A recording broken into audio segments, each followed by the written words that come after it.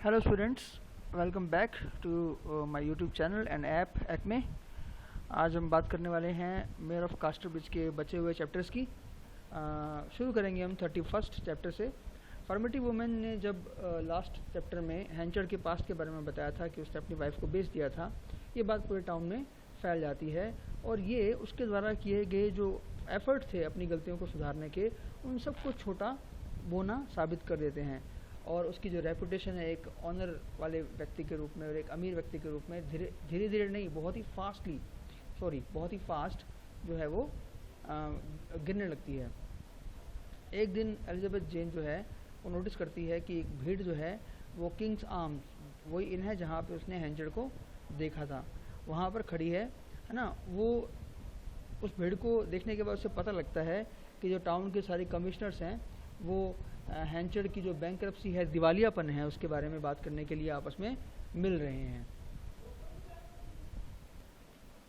अब जब हैंचर ने अपने सारे के सारे असेट्स जो हैं सरेंडर कर दिए हैं अपने कर्जे को चुकाने के लिए, तो वो जो कमीशन है उसके सामने एक अपना अंतिम जो वैल्यूएबल पोसेशन है वो है उसकी गोल्ड की वॉच, उसको वो ऑफ़र करता है।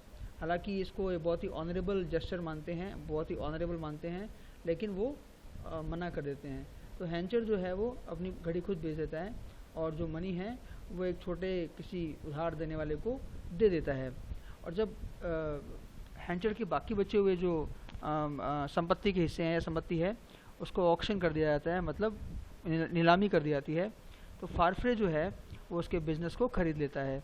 एलिजाबेथ जेन जो है वो बहुत एफर्ट करती है, बहुत प्रयास करती है, कई प्रयास करती है कि वो हैंचर से मिल सके, है ना, परंतु वो उसे मिलता नहीं है। और वो मिलना क्यों चाहती है उससे? क्योंकि वो उसको माफ़ करना चाहती है ना, और उसकी हेल्प करना चाहती है उसके ट्रबल में। हैंचर जो है वो जोशुआ जॉब के द्वारा ऑन की गई एक कॉटेज में मूव कर जाता है, या यूँ कहे कि रहने के लिए चला जाता है। और इसी के साथ हमारा चैप्टर 31 ख़त्म हो जाता है। चैप्टर 32 में हमें बताया जाता है कि कास्टर ब्रिज में 2 ब्रिजेज़ हैं जहाँ पर टाउन के जितने भी फेलियर्स हैं, मतलब जितने भी ऐसे लोग हैं जो असफल हैं, वो मिलते हैं वहाँ पे या इकट्ठे होते हैं। एक इवनिंग की बात है, हैंचर जो है वो जो कि थोड़ा दूर वाले ब्रिज पे खड़ा हुआ है, जोक उसे मिलता है और उसे एक्सप्लेन करता है कि लुसेटा और फारफ्रे जो हैं वो हैंचर के घर में रहने के लिए चले गए हैं, है ना, जो कि फारफ्रे ने उसके बिज़नेस के साथ साथ उसके फर्नीचर के साथ साथ खरीद लिया था। जो वहाँ से चला जाता है और हैंचर जो है उसे एक दूसरा ट्रैवलर मिलता है। कौन है वो? फारफ्रे, है ना। उसने यानी कि फारफ्रे ने हैंचर के कास्टर ब्रिज के टाउन को छोड़ने के प्लान को सुन लिया है, तो वो उसको ऐसा कहता है कि वो उनके जो स्पेयर रूम्स हैं पुराने घर में उसमें रह सकता है। हैंचर मना कर देता है। फारफ्रे जो है वो हैंचर को ये भी बोलता है कि तुम चाहो तो जो भी फर्नीचर तुम्हें चाहिए वो ले सकते हो। एंड हालांकि हैंचर इस व्यक्ति के दरिया दिली से या जनरॉसिटी से मूव होता है, परंतु वो मना कर देता है। एलिजाबेथ जेन को पता लगता है कि हैंचर जो है वो बीमार हो गया है और वो उसका जो बीमारी में जब वो चारपाई पे पड़ा है, बिस्तर पे पड़ा है, तो वो उसको एक बहाने के रूप में यूज़ करती है उससे मिलने के लिए कि उसका पता लगाने आई है। हालांकि हैंचर पहले तो उसे जाने के लिए कहता है, परंतु वो जाती नहीं है, वहीं रुकती है ना, और ना केवल उसका देखभाल करती है ना, परंतु उसे जीवन जीने का एक नया तरीका भी सिखाती है। मतलब उसके जीवन जीने का जो लुक है, एटीट्यूड है, वो चेंज भी करती है। तो उसके बाद हैंचर जो है वो फारफ्रे के यार्ड में जाके रोज़गार यानी कि एम्प्लॉयमेंट जो है एक हेड ट्रेसर के रूप में, एक जो मैंने आपको बिगिनिंग में बताया था कि जो बंडल बनाता है कि उसके रूप में जॉब ढूंढने के लिए जाता है। जब उसे पता लगता है कि फारफ्रे जो है उसे मेयर बनाने के बारे में सोचा जा रहा है ना, तो वो फिर से अपनी पुरानी मूडीनेस में चला जाता है, मतलब गुस्से वाले स्वभाव में चला जाता है। मतलब आप इस बात को समझिए कि जब जब भी वो सुधरने की कोशिश करता है कुछ ना कुछ गड़बड़ हो जाती है। तो फिर क्या करता है, वो उन दिनों को काउंट करने लगता है जब जितने दिन बचे हुए हैं उसकी जो वो शपथ थी या ओथ थी अल्कोहल से दूर रहने की, है ना। और जब वो दिन आता है, एलिजाबेथ जेन सुनती है कि हैंचर ने फिर से पीना शुरू कर दिया है। इसी के साथ चैप्टर 32 शुरू होता है। एंड होता है। हम बात करेंगे अभी चैप्टर नंबर 33 की। चैप्टर नंबर 33 में हम देखते हैं कि संडे की चर्च सर्विसेज के बाद जो कास्टर बीच के लोग हैं वो इकट्ठे होते हैं 3 मैनर इन में, है ना, जो सरमन उन्होंने पढ़े हैं उनके बारे में बात करने के लिए, गाने के लिए, और अपने आप को आधे पिंट यानी आधा पैक बोल सकते हो आप सीधी सी भाषा में, शराब तक लिमिट करने के लिए, मतलब ज़्यादा नहीं पिए। हैंचर जो है वो अपनी कसम से अब आज़ाद हो चुका है, तो वो इस ट्रेडिशन का मजाक उड़ाता है शराब पी के, है ना, और वो गाता है बहुत ही इंसल्ट करने वाले वर्ड्स फारफ्रे के बारे में, है ना, और वो जो ट्यून है, जो धुन है उसकी, वो एक साम के ऊपर है, एक जो साम्स होते हैं बाइबल में, जो प्रीचिंग्स होती हैं बाइबल की, उसके ऊपर। एलिजाबेथ जेन जो है वो उसको घर ले आने के लिए आती है, और जब वो जा रहे होते हैं तो वो कंप्लेंट करता है कि फारफ्रे ने उससे सब कुछ छीन लिया है ना, और अब हैंचर उत्तरदायी नहीं होगा जो कुछ भी होगा अगर वो दोनों मिले तो, मतलब अगर वो दोनों मिले और अगर उसने उसको मारा या कुछ किया उसका नुकसान, तो उसके लिए हैंचर रिस्पॉन्सिबल नहीं होगा, बिकॉज फारफ्रे ने उसका बहुत ही नुकसान किया है। अब क्या होता है कि वो इस हैंचर्ड की इस थ्रेट को वो मानती है कि कहीं उसने अगर पूरा कर दिया तो वो चिंतित हो जाती है इस बात को लेकर, है ना, तो वो डिसाइड करती है कि वो उसका ध्यान रखेगी, उस पर एक नज़र रखेगी, है ना, पूरे सप्ताह के दौरान, है ना, और वो हेयार्ड में जाती है उसकी हेल्प करने के लिए उसके काम में। कुछ दिनों बाद फारफ्रे और लुसेटा जो है वो उस हेयार्ड में आते हैं, उस जगह पे आते हैं। लुसेटा को सरप्राइज होता है हैंचर को वहाँ देखकर। हैंचर जो है वो उस पे बहुत ही बिटर वाला कटाक्ष करता है, और अगले दिन वो उसे एक नोट भेजती है ये कहते हुए कि उसे इतना पुअरली या इतना रूडली ट्रीट ना करे। इस घटना के बाद उन दोनों के बीच की जो खाई है हैंचर और लुसेटा के बीच की, वो और ज़्यादा बढ़ती आती है।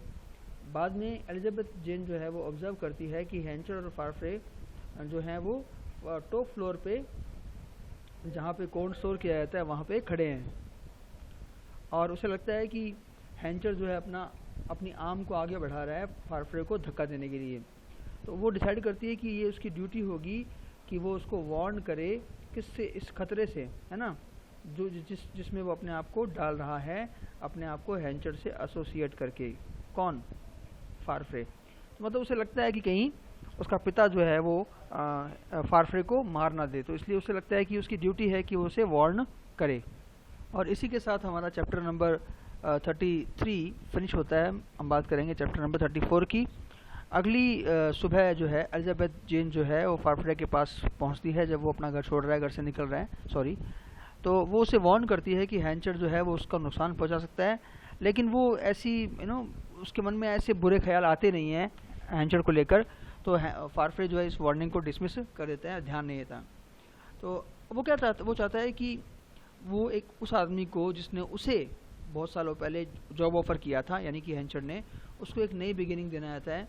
फारफ्रे जो है उसके लिए एक सीड शॉप खरीदने का प्लान करता है ना, जो हैंचर मैनेज कर सकता हो, या यूँ कहें कि वो जिस दुकान पे बैठ सकता हो अपनी हिंदी भाषा में। और लेकिन जब वो ये कर रहा होता है और क्लर्क के साथ बात कर रहा होता है, क्लर्क को बोल रहा होता है कि वो ऐसा करे, तो क्लर्क उसे बताता है कि हैंचर उसे नफ़रत करता है फारफ्रे को। तो फारफ्रे जो है इस न्यूज़ से बहुत ही दुखी होता है, बुरा लगता है उसे, और जो सीड शॉप की जो परचेज़ है उसको वो डिले कर देता है, थोड़ा सा टाल देता है, क्योंकि उसे लगता है कि मैं जिसका फ़ायदा करना चाह रहा हूँ मुझसे नफ़रत करता है। चैप्टर 34 जो है वो फिनिश होता है। इसी के साथ हम बात करते हैं चैप्टर 35 की। लुसेटा जो है वो फारफ्रे और हैंचर के बीच में कोई कॉन्वर्सेशन हो रहा है उससे सुनती है, और बहुत ही ज़्यादा एजिटेट हो जाती है, बहुत ज़्यादा एक तरह से बोल सकते हो टेंशन में आ जाती है। इस बात का डर उसे लगने लगता है कि हैंचर कहीं वो जो लेटर्स उसने लिखे थे उनके बारे में उसको बता ना दे। जब फारफ्रे जो है ऊपर आता है तो उसे पता लगता है कि हैंचर ने उसे ऐसा कुछ नहीं बताया है, मतलब लेटर के बारे में नहीं बताया है। अगली सुबह वो हैंचर को लिखती है कि भाई मैं तुमसे मिलना चाहती हूँ। रिंग वो जगह है जहाँ पर लोग मिलते हैं चुप चुप के, आप जानते हो। वहाँ पर वो उससे एक तरह से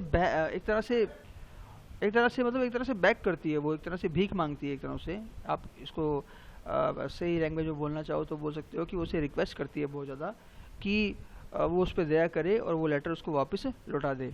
जिसको वो सहमत हो जाता है, मतलब वो सहमत हो जाता है इस बात पे कि वो उसके लेटर्स को लुटा देगा।